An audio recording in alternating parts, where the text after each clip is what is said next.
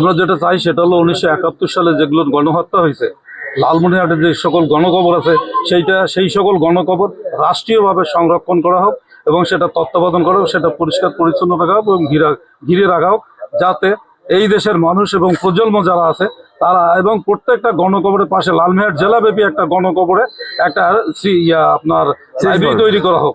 সেই লাইব্রেরিতে গিয়ে যে কিভাবে যুদ্ধ হলো এবং গণকবর কেন, গণকবর কাকে বলে, আমাদের আগামী প্রজন্মকে এটা জানান দেওয়ার জন্য আমরা এটা দাবি করি।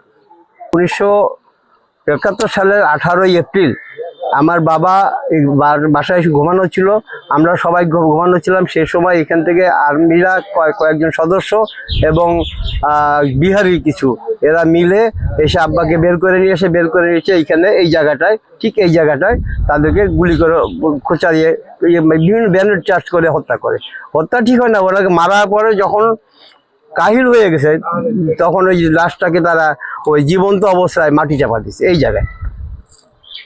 আপনার কি দাবি বর্তমান দাবি অন্য কিছু না, আমরা অন্য কিছু চাই না, আমরা চাই যে শহীদের কবরটা সংরক্ষিত হোক। জাতি লজ্জিত কলঙ্কিত জাতি হয়ে গেছে, কারণ হলো বাংলাদেশের মানুষ এবং যারা প্রশাসনে আছেন তারা ইভেন কি রেলওয়ে কর্মকর্তা পর্যন্ত তারা এখানে আমাদেরকে কোনো সুযোগই দিতে চায় না। এটা আমি প্রশাসনে অনুরোধ করব যে এটা এই যে কয়টা লালমনিরহাট যে গণকবরগুলি আছে সেগুলি যথাযথভাবে সংরক্ষণ করতে এবং তার দেখভাল করার জন্য।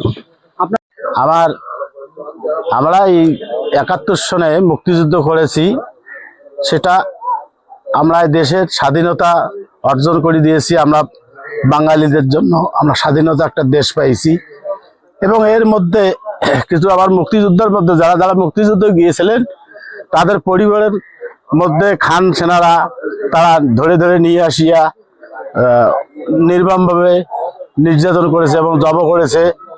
আমরা এটাই চাই যে আমরা যেখানে যেখানে গণকবর আছে লালমনিরহাট জেলার মধ্যে এই গণকবরগুলা যেন ভালোভাবে সরকারও এবং জেলা প্রশাসক আমি বিশেষ করে অনুরোধ করব তারা যেন এগুলো মেরামত এবং স্মৃতিসৌধের মধ্যে সংগ্রহ করে রাখে। এরা সামনের প্রজন্ম যেন এরা দেখতে পারে যে মুক্তিযুদ্ধ এভাবেই হয়েছে।